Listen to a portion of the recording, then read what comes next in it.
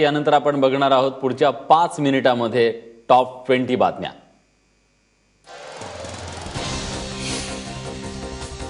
देशातील बेईमान लोकांनी गरिबांच्या जनधन खात्यात पैसे जमा केलेत आणि हे पैसे तुम्ही पुन्हा बेईमानांना देऊ नका असं आवाहन पंतप्रधान नरेंद्र मोदींनी केलंय।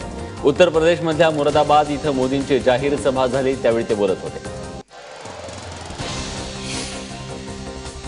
अरुण जेटलींनी पंतप्रधान कार्यालयात दिलेल्या संपत्तीच्या तपशिलात त्यांच्याकडे 5 किलो 630 ग्रॅम सोन्याचे दागिने असल्याचं समोर आलंय।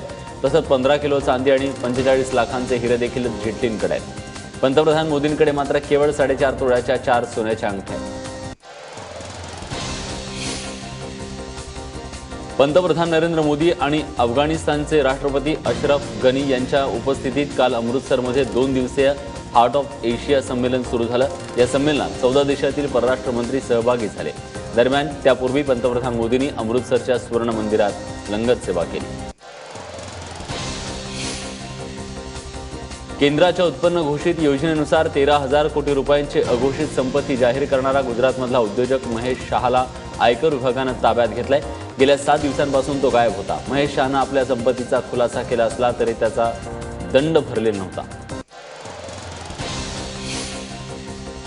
काल अहमदाबादेत एका कार्यक्रमात 2000च्या नोटांचा अक्षरशः पाऊस पडताना दिसला आणि अहमदाबादमध्ये भक्ती संगीत कार्यक्रमात झालेल्या उधळपट्टीचा हा व्हिडिओ सोशल मीडियात झपाट्यानं व्हायरल झाला।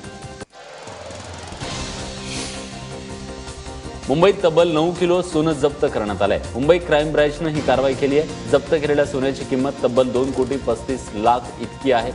जुन्या 1500च्या नोटांच्या मोबदल्यात या सोन्याची खरेदी होणार असल्याची माहिती मिळताच मुंबई क्राईम ब्रँचनं ही कारवाई केली। कालपासून महाराष्ट्रभरातल्या वाहनधारकांना भल्या मोठ्या रांगा आणि वेटिंगचा अनुभव घ्यावा लागतोय, कारण टोलमधील सवलत सरकारनं काढून घेतली आहे। त्यामुळे मुंबईकरांना एमईपीच्या टोलनाक्यांवर तर एक्सप्रेसवेवर खालापूर, खेड, शिवापूर आणि आणेवाडी टोलनाक्यांवर ट्रॅफिक जामची स्थिती पाहायला मिळाली।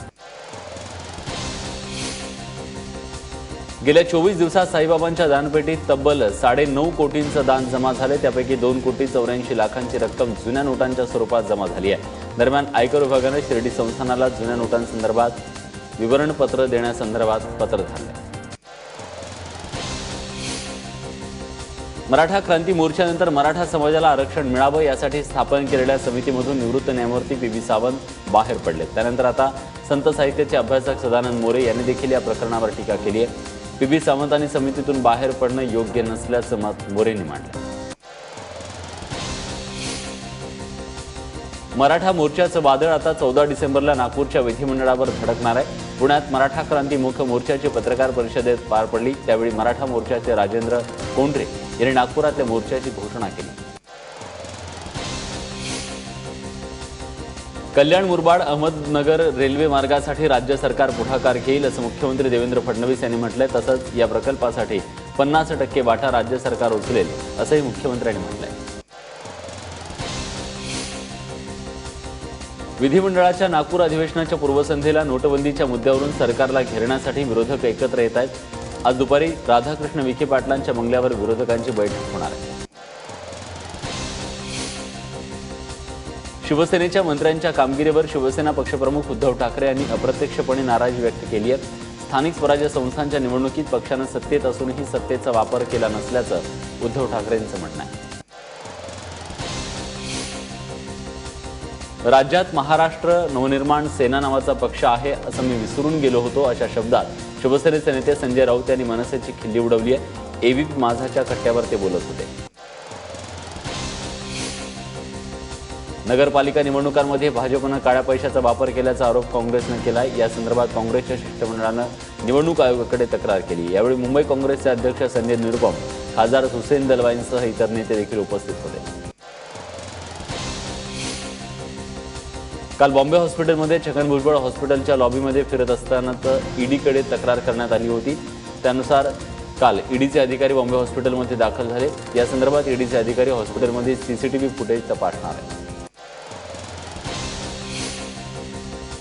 चेंबूरमध्ये झालेल्या राष्ट्रवादीच्या सभेत संजय दिना पाटील यांनी आपल्या समर्थकांसह गोळीबार केल्याचा आरोप नवाब मलिक यांनी केला होता। पोलिसांच्या जबाबात मलिक यांच्या अंगरक्षकानं कुठलाही गोळीबार झाला नसल्याचं म्हटलंय। त्यामुळे आता नवाब मलिक खोटं बोलले का असा सवाल उपस्थित होतोय। अमरावतीच्या मुरलीदास महाराजांच्या रासलीलांचा व्हिडिओ सोशल मीडियात व्हायरल झालाय। चांदूर बाजारमधील मठातील स्नानगृहात बाबांनी महिलांशी अश्लील कृत्य केल्याचं उघड झालंय। मात्र यातील सर्व महिलांनी आपण स्वखुशीने हे कृत्य केल्याचं म्हटलंय। बंदोबस्तातून परत येत असताना पोलिसांनी टॅक्सी चालकाकडे मागणी केल्यास त्यांना इच्छित ठिकाणापर्यंत सेवा देऊ अशी घोषणा भगवान टॅक्सीज महासंघाच्या अध्यक्षांनी केली आहे। महत्त्वाच्या दिवशी बंदोबस्तावर असणाऱ्या पोलिसांची गैरसोय टाळण्यासाठी त्यांना रात्री घरपोच मोफत सेवा देण्यात येणार आहे।